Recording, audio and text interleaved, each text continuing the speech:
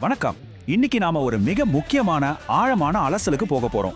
சாதாரணமா நடக்காத ஒரு வரலாற்று பயணம்னு இதை சொல்லலாம். ஆமாங்க, ஜோசப் விஜய் அப்படிங்கிற ஒரு தனி மனிதரோட அசாத்தியமான பயணத்தை தான் நாம இன்னைக்கு விரிவாக பார்க்க போறோம்.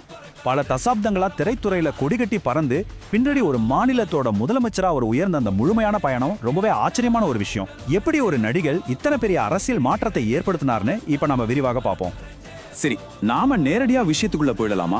நீங்களே கொஞ்சம் யோசிச்சு பாருங்களேன். வருஷத்துக்கு நூற்றுக்கணக்கான கோடி சம்பளம் தர்ற தன்னோட உச்சக்கட்ட சினிமா வாழ்க்கைய யாராவது அத்தனை சுலபமா விட்டுட்டு வருவாங்களா? புகழின் உச்சியில இருக்கும் போதே தனக்கு இருந்த அத்தனை வசதி வாய்ப்புகளையும் தூக்கி போட்டுட்டு மக்கள் சேவைக்காக முற்றிலும் புதுசான ஒரு களத்துல இறங்குற அந்த மாபெரும் முடிவுக்கு பின்னாடி இருக்கிற வியக்க வைக்கும் முரண்பாடுகளை தான் நாம இன்னைக்கு பார்க்க போறோம்.